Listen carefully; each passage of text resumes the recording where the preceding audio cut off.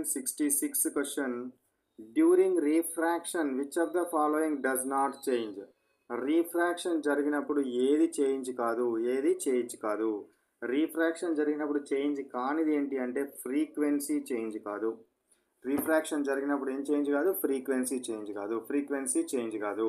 ఎందుకంటే ఫ్రీక్వెన్సీ అనేది సోర్స్ మీద మాత్రమే డిపెండ్ అవుతుంది, కానీ అది ప్రయాణించే యానకాల మీద డిపెండ్ కాదు. అది ప్రయాణించే మీడియం మీద డిపెండ్ కాదు. లైట్ అనేది ఒక మీడియం నుంచి ఇంకొక మీడియంలోనికి వెళ్తూ ఉన్నప్పుడు రీఫ్రాక్షన్ జరుగుతుంది. జరిగినప్పుడు దాని యొక్క వెలాసిటీ మారుతుంది, వేవ్ లెంత్ మారుతుంది, కానీ ఫ్రీక్వెన్సీ అనేది మారదు. వెలాసిటీ మారుతుంది, వేవ్ లెంత్ మారుతుంది, కానీ ఫ్రీక్వెన్సీ మారుతుందా? ఫ్రీక్వెన్సీ అనేది మారదు. ఫ్రీక్వెన్సీ అనేది మారదు. నెక్స్ట్ వన్ 267 క్వశ్చన్ చూడండి. Which part of eye is visible to use? Visible to us. మనకు కనిపించే కంటిలోని ఏ పార్ట్ మనకు కనిపించడం జరుగుతుందంటే ఐరిస్ అంటారు. కంటిలో మనకు బయట కనిపించే పార్ట్ ఏం పార్ట్? ఐరిస్. ఐరిస్ అనేది మనకు బయట నుండి చూసినప్పుడు మన కంటి లోపల ఉండే కంటిలోని రంగుల భాగాన్ని, నలుపు, గోధుమ, నీలం రంగులో ఉండే వలయాకారపు భాగాన్ని ఏమంటారు? ఐరిస్ అంటారు. సో ఇది కొందరికి నల్లగా ఉంటుంది, కొందరికేమో నీలం రంగులు ఉంటుంది, కొందరికేమో గోధుమ రంగులో ఉండడం జరుగుతుంది. ఈ యొక్క గుండ్రని భాగాన్ని ఏమంటారు? ఐరిస్ అంటారు అనేది గుర్తుంచుకోవాలి. Next one 268 question. If the prism angle is 60 degrees, refractive index is √2, then what is the minimum deviation angle? Minimum deviation angle. ఇక్కడ మనకు A ఈజ్ ఈక్వల్ టు ఎంత ఇచ్చిండ్రా? 60 degrees ఇచ్చిండు. N ఈజ్ ఈక్వల్ టు ఎంత ఇచ్చిండు? √2 ఇచ్చిండు refractive index. Principal ఏంటి? N is equal to sin A plus D/2 divided by sin A/2. So ఇక్కడ మనకి ఇది √2 ఇచ్చినాడు, ఇక్కడ √2 సబ్స్టిట్యూట్ చేయండి. ఏ వాల్యూ ఎంత ఇచ్చినాడు? 60 degrees ఇచ్చినాడు. ఏ వాల్యూ 60 degrees ఇచ్చినాడు. డి వాల్యూని మనం ఫైండ్ అవుట్ చేయాలి.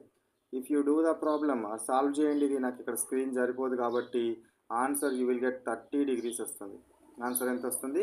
30 degrees రావడం జరుగుతుంది. ఆన్సర్ 30 degrees వస్తుంది. ఎందుకంటే నీకు ఆన్సర్ ఎంత 30 degrees వస్తుంది అని అంటే నీకు ఇక్కడ ఎంత వస్తుంది అంటే 1/2 వస్తుంది. sin d is equal to 1/2 వస్తుంది. సైన్ ఇన్వర్స్ ఇటు వస్తే sin 30 ఈజ్ ఈక్వల్ టు 1/2 కాబట్టి 30 degrees ఆన్సర్ రావాలి. నెక్స్ట్ వన్ 269 క్వశ్చన్ చూడండి. Blueness of sky is due to the molecules of. Blueness of sky, blue colour of sky అనేది వేటి వల్ల ఉంటుంది? నైట్రోజన్ మరియు ఆక్సిజన్ వల్ల ఉంటుందా, లేదా వాటర్ వేపర్ వల్ల ఉంటుందా?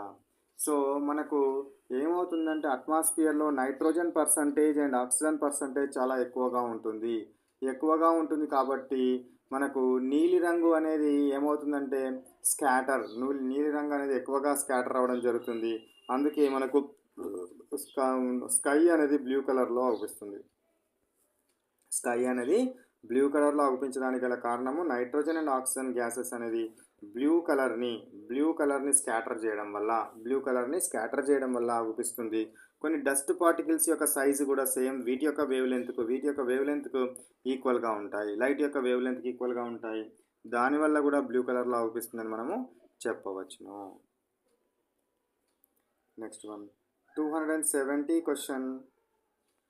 Bifocal lens is used to correct which defect? Bifocal లెంత్ని ఏ డిఫెక్ట్ని కవర్ చేయడం కోసం యూజ్ చేస్తారు? రెండు ఎఫ్లు ఉన్నవి. బైఫోకల్ లెంత్ దేనికోసము? ప్రెస్ బయోపియా కోసము. ప్రెస్ బయోపియా ఉన్న వారికి దగ్గర వస్తువులు చూడలేరు, దూరం వస్తువులు చూడలేరు. దగ్గర వస్తువులను చూడలేరు, దూరం వస్తువులను చూడలేరు. కాబట్టి వీరి కోసం పై భాగంలోనేమో కాన్కేవ్ ఉంటుంది పై భాగంలో, కింది భాగంలోనేమో కాన్వెక్స్ ఉంటుంది. కింది భాగంలో కాన్వెక్స్ ఉండి దీన్నే బైఫోకల్ లెన్స్ అని కూడా అంటారు. దీన్ని ఏమంటారు? Bifocal lens.